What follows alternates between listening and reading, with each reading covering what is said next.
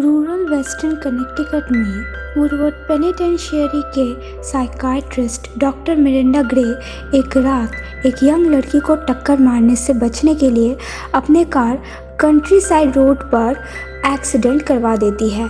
जब वो जागती है तो वो खुद को वुमेन बोर्ड की एक कैदी पाती है जिसमें वो काम करती है और अपने कलीग डॉक्टर पीट ग्राहम से ट्रीटमेंट प्राप्त करती है। पीट बताता है कि उसके पति डॉगलस एक क्रूर कुल्हाड़ी हत्या का शिकार हुआ है और वो एकमात्र सस्पेक्ट है। जैसा कि मिरिंडा एक कैदी के रूप में अपने लाइफ को एडजस्ट करने की कोशिश करती है, वो उस यंग लड़की के विजन से हॉन्टेड होती है जिसे उसने कार एक्सीडेंट के रात देखा था और उसके प्रेत द्वारा उस पर हमला किया जाता है। वो औरत मिरिंडा के हाथ पर नॉट अलोन वर्ड्स कार्व करती है। हालांकि हॉस्पिटल के कर्मचारियों को लगता है कि वो खुद को नुकसान पहुंचा रही है। मिरिंडा फेलो इनमेट्स क्लो सावा के साथ क्लोज बॉन्ड बनाती है जिसका उसने उसके कारावास से पहले इलाज किया था। एक रात वो क्लो को बलात्कार होते हुए देखती है और क्रिमिनल के सीने पर एक एनिमा सोला का टैटू देखती है। हालांकि गार्ड उसके बात पर यकीन नहीं करते हैं और समय बीतने के साथ उसे कार एक्सीडेंट की यादें वापस आती है। वो उस रहस्यमय महिला की पहचान रेचल के रूप में करती है जो उसके सुपीरियर डॉक्टर फील पार्सन्स की बेटी थी जिसके कई साल पहले एक स्पष्ट आत्महत्या में मृत्यु हो गई थी। देर रात मिरिंडा पर रेचल की भूत द्वारा हमला किया जाता है और वो हॉस्पिटल से भाग जाती है।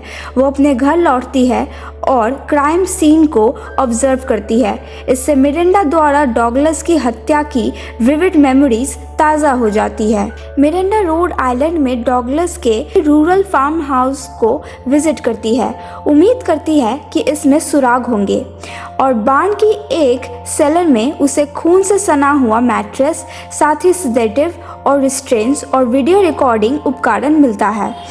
टेपों में से एक डॉगलस द्वारा शूट की गई एक स्नैप फिल्म है जिसमें उसे एक यंग लड़की को बलात्कार, टॉर्चर और हत्या करते हुए दिखाया गया है। यहाँ पुलिस आता है और मिरिंडा को अरेस्ट करती है और डॉगलस के पीड़ितों में से एक ट्रेसी सीवर को बार्न में अभी भी जीवित पाते हैं। मिरिंडा को पता चलता है कि रेचल ने इस एक्ट को अंजाम देने और डॉगलस द्वारा रेचल के खुद की हत्या का बदला लेने के लिए उसे पोजेस्ट कर लिया था। काउंटी जेल में कैद मिरिंडा डॉगलस के सबसे अच्छे दोस्त शेरिफ बॉब रायन से अपने इस यकीन के बारे में बात करती है कि रेचल की आत्महत्या का नाटक किया गया था और इसमें एक दूसरा अपराधी शामिल था।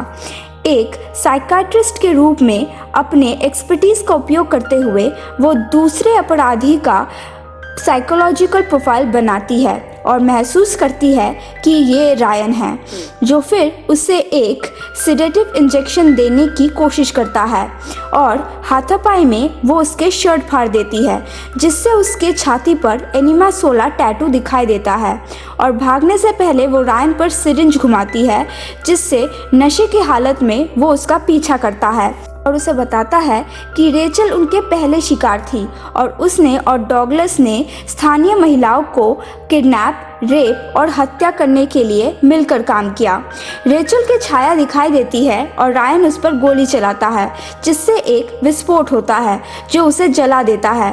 फिर मिरिंडा जले हुए रायन को गोली मारकर मार देती है और कुछ ही क्षणों बाद पीट उसे बचाने के लिए आता है क्योंकि उसे सच्चाई का पता चल जाता है।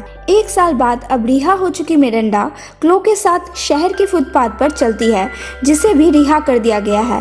क्लो के चले जाने के बाद मिरिंडा सड़क पर एक छोटे लड़के को देखती है जो एक फायर ट्रक से टकराने वाला है।